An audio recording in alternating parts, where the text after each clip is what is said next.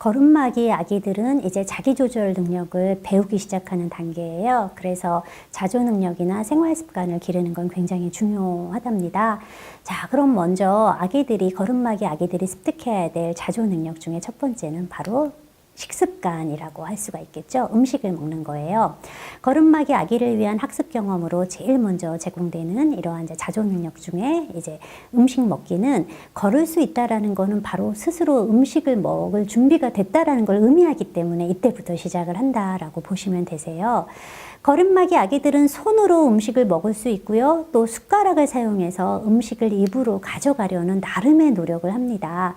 그런데 아직은 협응이 그렇게 완전치 않기 때문에 숟가락이 막 머리나 볼로 이제 가져가게 되는 경우들도 있는데요. 현명한 성인은 아기들이 이러한 행동을 하는 거를 보고 이제 좀 스스로 할 수 있는 그런 준비가 됐구나라는 걸 알아차릴 수 있죠.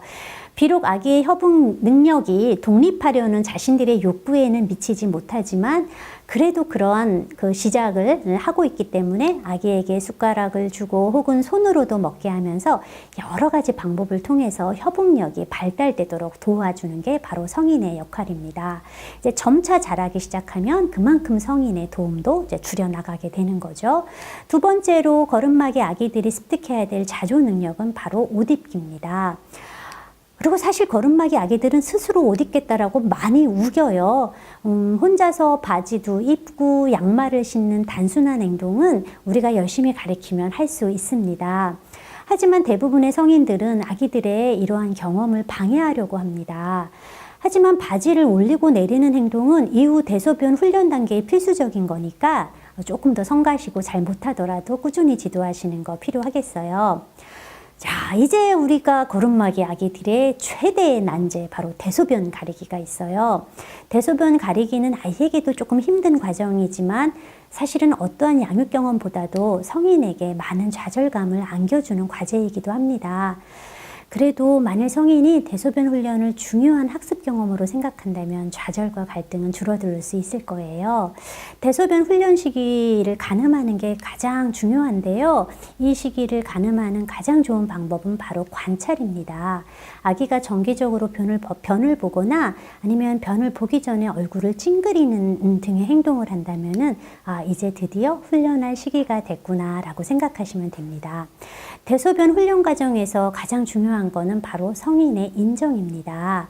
아기들은 성인의 행동을 모방하려는 경향도 많고요. 성인에게 칭찬받고자 하는 욕망도 되게 많아서요. 요거 잘 이용하시면 조금 더 수월하게 대소변 가리기를 하실 수 있습니다.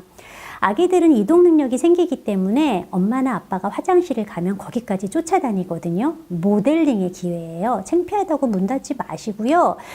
대소변 하는 거 보여주시고 어떻게 하는 건지도 아이에게 설명해 주시면 됩니다. 일반적으로 대소변 훈련 중에서 소변보다는 대변 훈련이 먼저 오게 돼요. 이게 신호도 훨씬 빨리 다가오거든요. 그래서 대변 훈련부터 먼저 하게 되는데요. 먼저 아이가 쉽게 안고 다가갈 수 있는 매력적인 어린이용 변기를 사용하는 것이 좋습니다. 배변이 규칙적으로 하는 아이라면 정해진 시간에 따라서 실시하면 되고요. 혹은 아기의 대변 신호가 올 때 아기를 자연스럽게 아기용 변기로 이끌면 되고요. 평소에도 거기 앉아서 막 책 보거나 이런 것도 좋아요. 친숙하게 만드는 거니까요. 아기가 대변을 그 아기 변기에서도 보지 않거나 변기에 있지 않을 때 실수를 한다고 하더라도 야단치지 마시고요. 편안하게 처리한 후에 다음 기회 기다리시면 됩니다. 만일 아기가 성공적으로 변기에 대변을 본다면 칭찬 듬뿍 해주셔야 되는데요. 이때 주의해야 될 점은 너무 서둘러 변기 치우시면 안 돼요. 그래도 자신의 전리품을 감상할 기회 좀 주셔야 되는데 너무 빨리 치워버리면 아기로 하여금 내 대변은 되게 불쾌한 것이구나 라는 생각을 줄 수 있기 때문입니다. 사실 대소변 훈련은 기술보다 성인의 태도가 더 중요해요. 기분 좋은 태도로 아기가 편안하게 하고요. 애정도 표현하고요. 대소변 가릴 때 성공했을 때 칭찬해 주고요. 바로 이게 대소변 훈련을 성공적으로 이끄는 거죠. 자, 소변 가리기는 깨어있을 때와 잠잘 때 두 단계가 있어요. 많은 아이들이 그 밤중 소변 가리기는 조금 더 늦게 하거든요. 깨어있는 동안의 소변 가리기는 약 그러니까 2세, 그러니까 2돌 정도 지나게 되면 처음 시작하게 되고요. 잠잘 때는 낮 소변 가리기보다 몇 달 뒤에 가능합니다. 배뇨 신호는 대변 신호보다 덜 분명하고요. 그러니까 덜 분명하고요. 근육 조절도 훨씬 더 어렵습니다. 그래서 성인은 보다 적극적인 역할을 해야 할 필요가 있죠. 배뇨 시간의 간격이 커질 때 얘가 이제 소변 가리기 훈련 준비가 된 것 같다라고 생각하시고요. 아이가 한동안 소변을 보지 않으면 이제 서서히 소변 볼 때가 된 거잖아요. 요럴 때 우리가 아이를 변기로 이끄는 것이 됩니다. 자, 그래서 잘 하시게 되면 아이들은 누구보다 어떤 유능감과 성취감을 느끼게 되는 거죠. 또 걸음마기 아기들의 주요 학습해야 될 과제는 바로 자기조절입니다. 걸음마기 아기들은 성인이 생각하는 것보다 자신을 꽤 잘 진정시킬 수 있어요. 아기들이 슬프거나 두려울 때 스스로 담요나 보들보들한 장난감 같은 부드러운 사물을 껴안거나 만지면서 편안함 느끼는 모습 보셨을 수 있어요. 그래서 아이를 재우거나 불안해할 때 부모도 좀 부드러운 장난감이나 담요 같은 거를 이용하시면은 보다 잘 진정시킬 수 있는 거죠. 또 주의 분산 방법도 자기 조절력 키우는 데 도움이 많이 돼요. 주의 분산 방법은 아이가 불편감을 느낄 때 호기심을 끄는 장난감이나 활동을 제시해줘서 불편감을 야기했던 거 잊어버리고 새로운 거로 관심을 갖게 하는 그런 방법이라고 할 수 있어요. 그래서 이런 주의 분산 방법은 아기의 부정적인 감정을 중립적 혹은 긍정적인 감정 상태로 조정할 수 있도록 도와주는 거죠. 성인이 이런 방법을 지속적으로 사용하게 되면 아기 또한 스스로 이 방법을 스스로 사용하게 되는 날이 오게 됩니다. 걸음마기 아기는 오래 참을 수는 없고요. 오랫동안 자신의 만족을 지연할 수도 없어요. 또 화날 때는 통제력을 상실하기도 하지만 편안하고 안전하고 지지적인 조건에서는 자기 조절을 꽤 잘 해내기도 합니다. 짜증을 부리는 거는 때로는 다른 사람과 의사소통할 수 있는 능력이 없거나 혹은 좌절 경험 때문에 그럴 수 있어요. 아이가 기술이 늘어날수록, 언어가 늘어날수록 아기들의 짜증이나 화는 점차 줄어들게 돼요.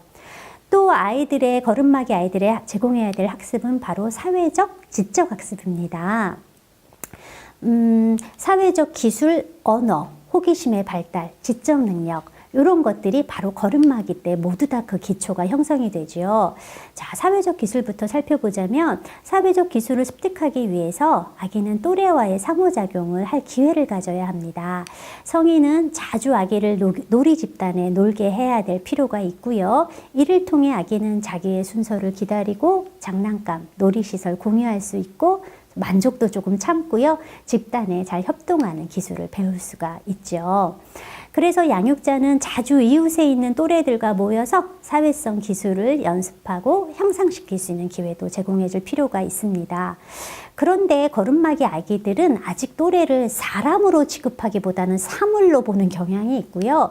이 거절증도 거기에서도 나타나서 내가 할래? 싫어? 내 거야? 이런 말 자주 합니다.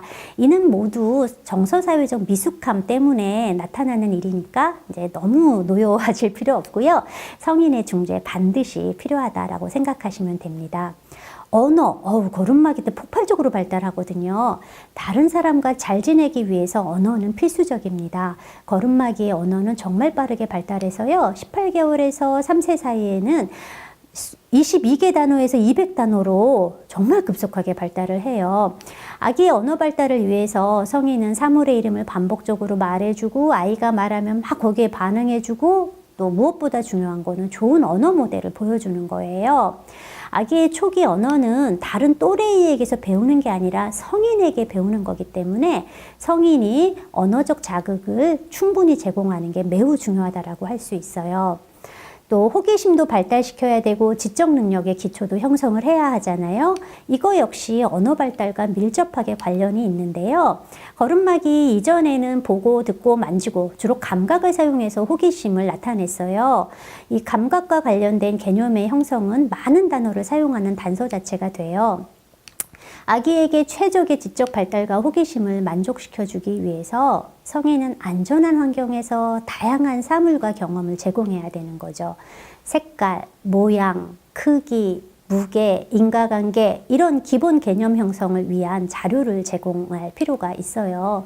뭐 냄비 같은 경우에도 이거는 큰 냄비, 작은 냄비, 무거운 냄비 우리가 얼마든지 알려줄 수 있거든요.